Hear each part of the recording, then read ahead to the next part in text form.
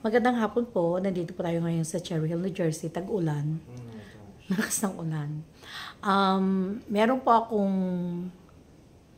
for today's video, siguro mga 10 million followers po ay magagalit sa akin. 10 million followers ng isang Filipina vlogger na nag-vlog po siya or nag-video siya sa Facebook. Actually, hindi ko to alam. Kasi nga 'di ba sa YouTube ako lagi. At nasabi lang ng aking kaibigan na, "Ate, do you know about this vlogger na ganito? Gustong-gusto ko siya lagi kasi dati mga ang blinablog niya is all about gardening, tapos niluluto niya yung mga produce niya, ganon. And then recently, ayoko na siyang panoorin kasi, alam mo yun, sabi niya sa akin, yung nagda-dumpster diving siya. So, ito po ang ating pag-uusapan today.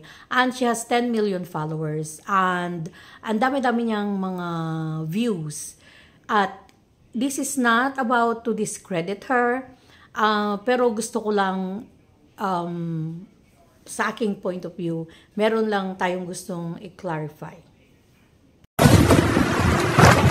Ang itlog mga kaibigan doon, oh hala. Yung mga itlog dito sa likod na nasira na kasi nabasa. Nabasa, oh. Okay.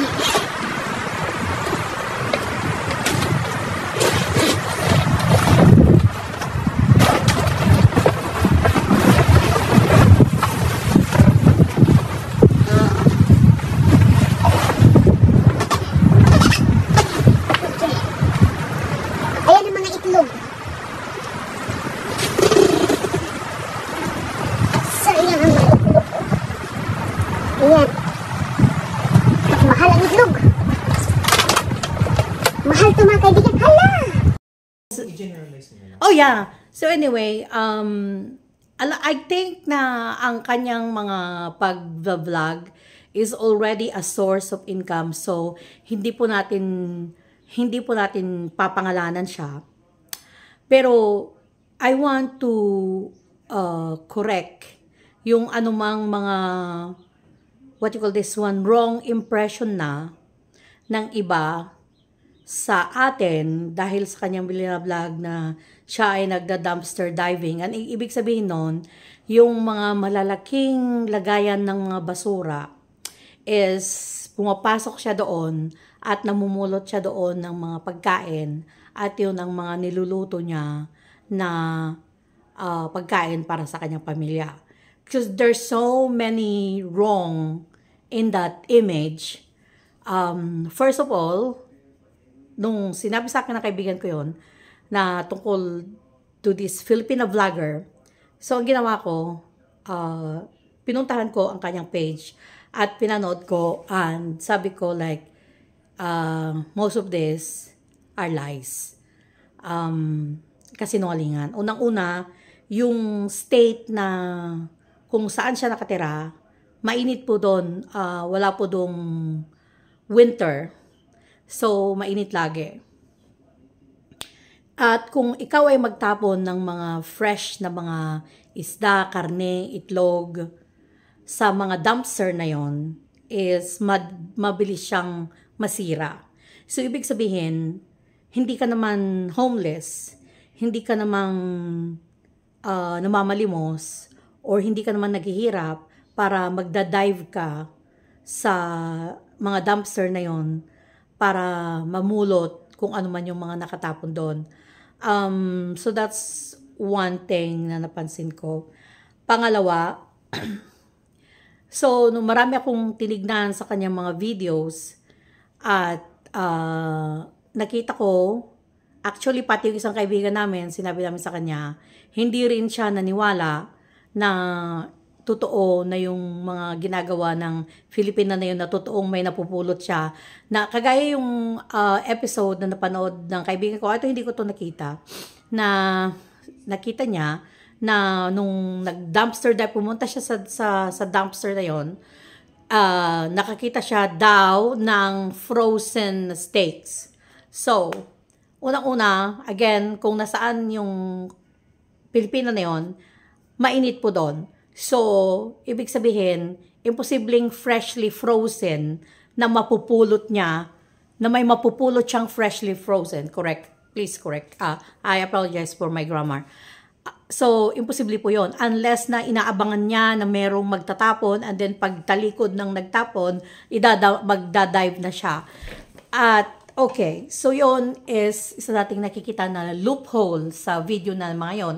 Isa pa, wala pong mga nagtatapon ng mga karne dito, lalo na pag steak, kasi napakamahal.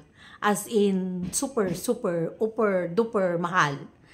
So, ibig sabihin din, kapag siya ay nakatira sa mga tao na can afford to buy and just throw away steaks, ibig sabihin, yayamanin din siya.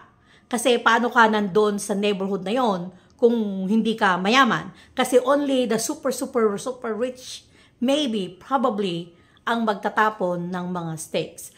Pero hindi rin, it is also impossible na itapon ng steak kasi meron silang mga employees na pwedeng kumain kung ayaw ng super yaman na Amerikano yung steak na yun at para lang itapon. So again, that's another loophole. Pangalawa na nakita ko, I will post sa end ng ating video, ng ating reaction, ang mga ibang mga snippets ng mga video na ginagawa ng Pilipina na to. Dahil meron pa siya yung binubuksan na trash bag, tapos kinuha niya doon yung isang, ano tawag doon, tray ng itlog, tapos pagbukas niya ng tray, ay, napakabuo-buo pa yung mga itlog na yun. Like, buo-buo, wala man lang nabasag, wala. So, again, that's another loophole na once na malaki yung dumpster eh. So, once na you throw it away, ang itlog, basag yan. Okay, let's say na hindi nabasag. Again, napakainit ng state na tinitirhan ng Pilipino na yon.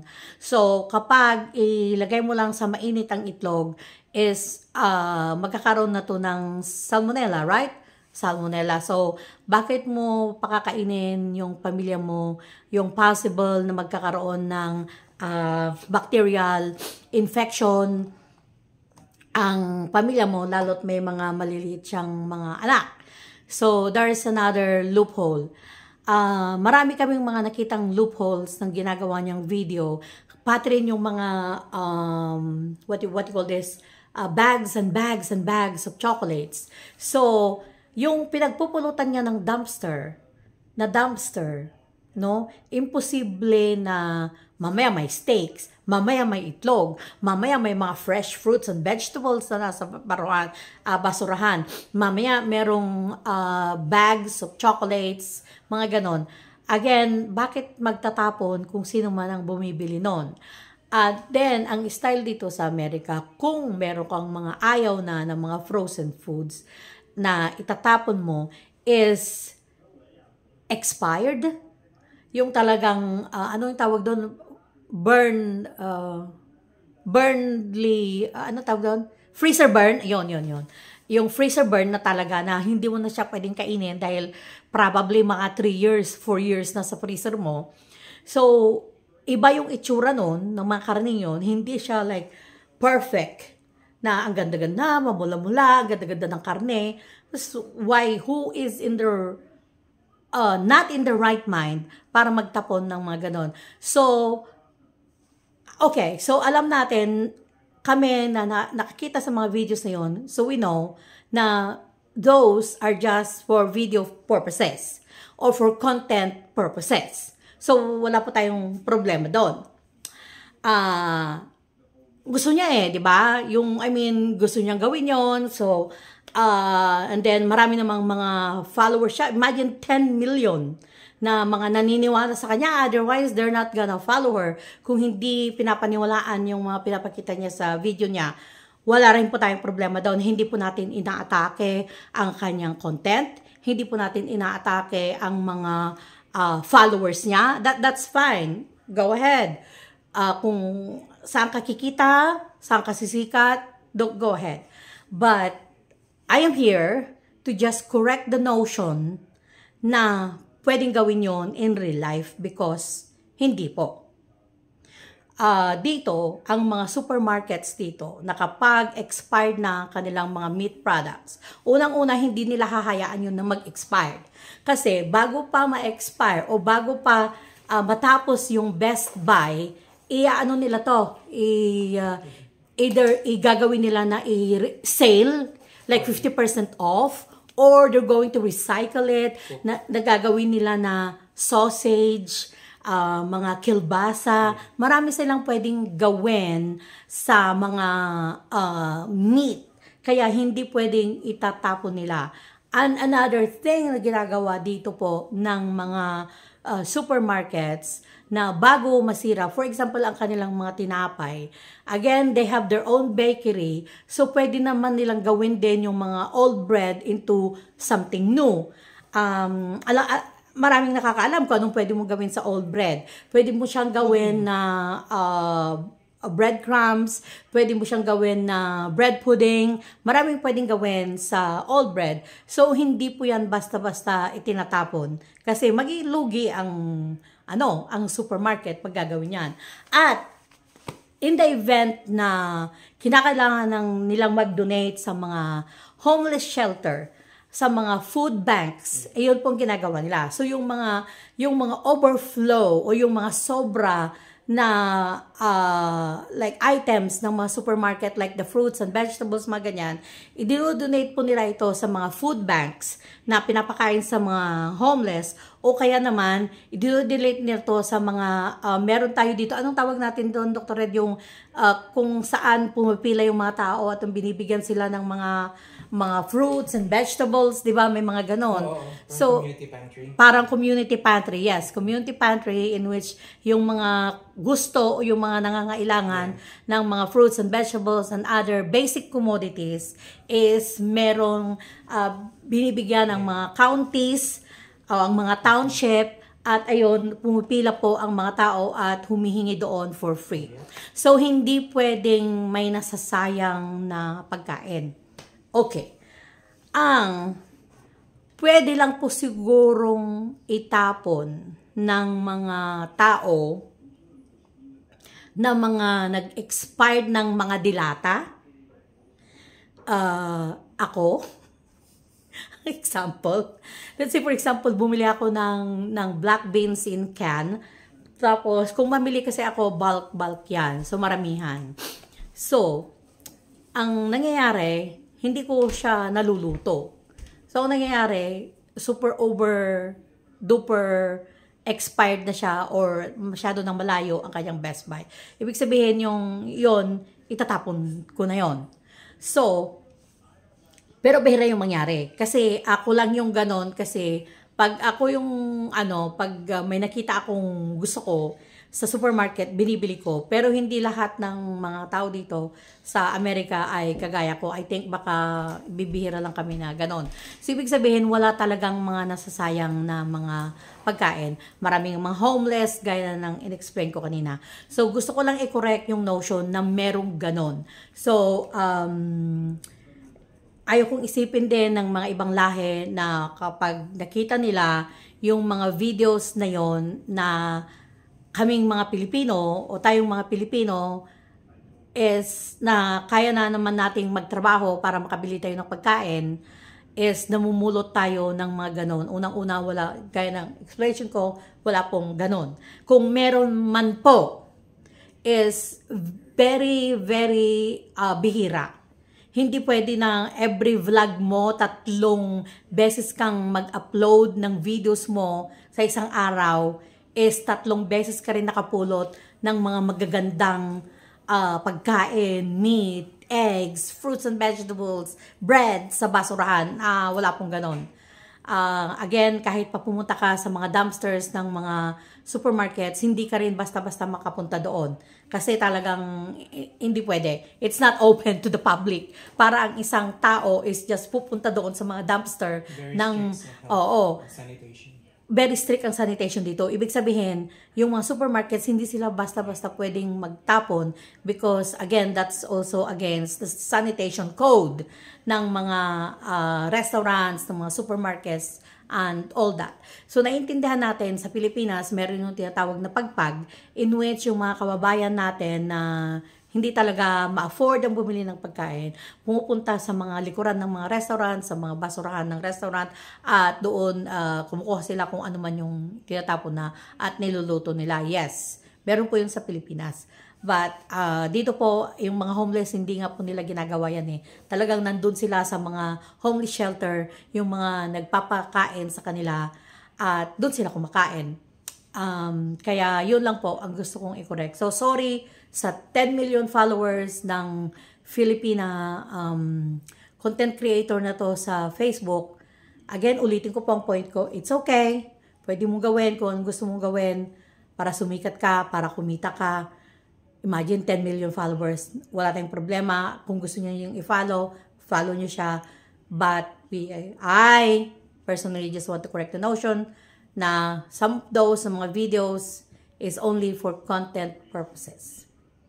Kaya maraming salamat po. Isasali ko sana ang aking friend sa video. Pero nandito siya. Si Marilyn. Are you gonna say something? Do you want to say something? What would I say? Do you wanna... I'm contented in myself here. Ba't ano to siya? Mabigat? Hala, karne. Hala, ang daming karne, mga kaibigan. Hala, Bi. Uy, malamig pa ang karne. Hala, manok. Ayan, oh. Ay. Ayan, oh, mayroon ng itlog, oh.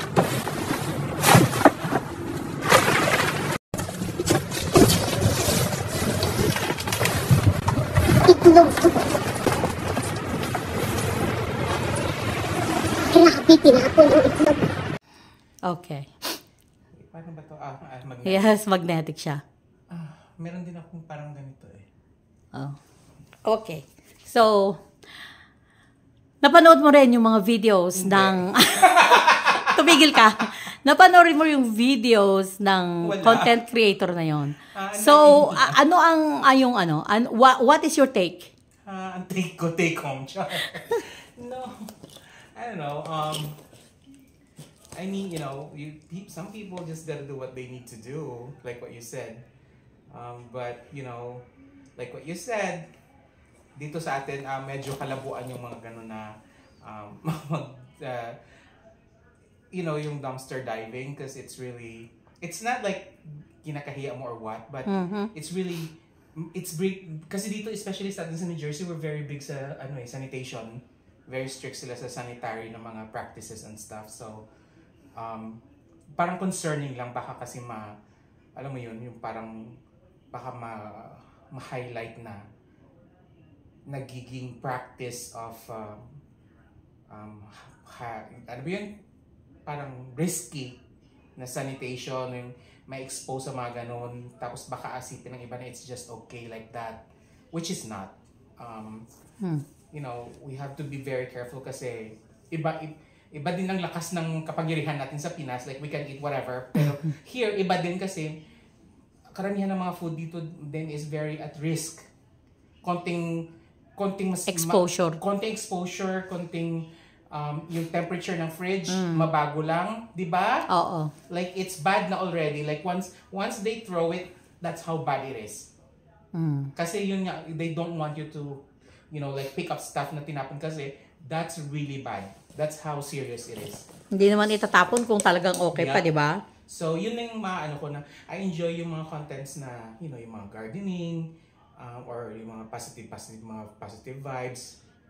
Pero yung mga medyo, magbibigay ng false, alam mo yun, hindi naman false, parang hindi...